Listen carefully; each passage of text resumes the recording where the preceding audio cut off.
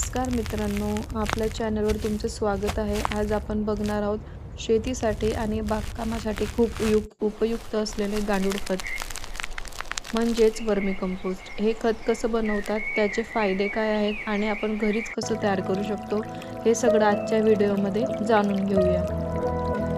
गांडूळ खत म्हणजे काय? गांडूळ खत म्हणजे सेंद्रिय कचऱ्याचं गांडुळांच्या मदतीने विघटन करून तयार केलेले नैसर्गिक खत.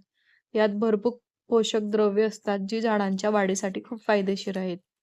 आणि कोणती गांडुळे याला सुपीक बनवतात? सामान्यतः इशेन्शिया फेटिडा किंवा लाल गांडुळे वापरली जातात. ही गांडुळे सेंद्रिय पदार्थ पटकन खाऊन त्यांचं उत्तम खत तयार करतात. तसेच घरी गांडूळ खत कसं तयार करायचं, तर एक प्लास्टिकचा ड्रम किंवा टाकी घ्या. खाली थोडं वाळलेलं गवत किंवा कागद टाका.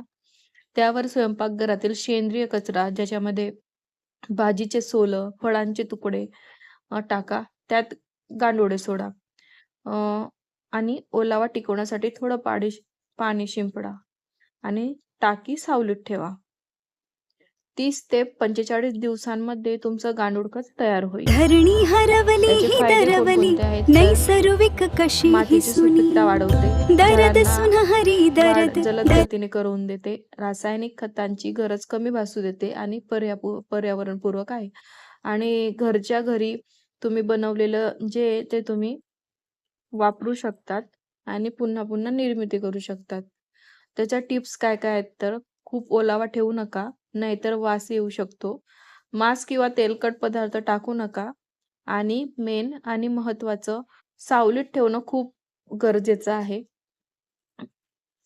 त्याच्यानंतर आपण जे महत्त्वाचे टॉपिक्स आहेत ते हळूहळू पुढे बघू. गांडूळ खत बनवण्याच्या पद्धतीमध्ये 2 पद्धती असतात. एक असते बेड पद्धत आणि एक असते टाकी किंवा ड्रम पद्धत, म्हणजे टँक मेथड. तर पहिले आपण बघू बेड पद्धत, ज्याच्यामध्ये Use जमिनीवर Bhumiputra 10 compost on गुणिले your 3 land. Foot bed Watch तयार your करतात. crops grow खाली tall गवत, and भुसा, grand. वर Healthy सेंद्रिय कचरा soil for a टाकतात better आणि yield. मोठ्या प्रमाणात उत्पादनासाठी बेस्ट अशी बेड पद्धत असते. टाकी पद्धत कशी असते तर प्लास्टिक किंवा सिमेंट टाकी वापरतात.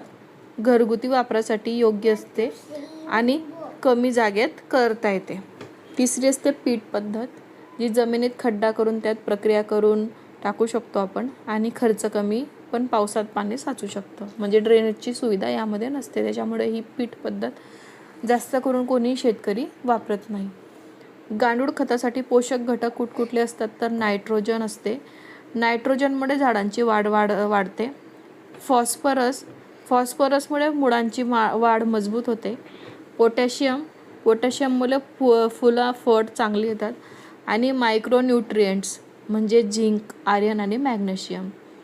म्हणून हे खत कम्प्लीट फर्टिलायझर म्हणून मानलं जातं. प्रक्रिया जलद कशी करावी तर कचरा छोटे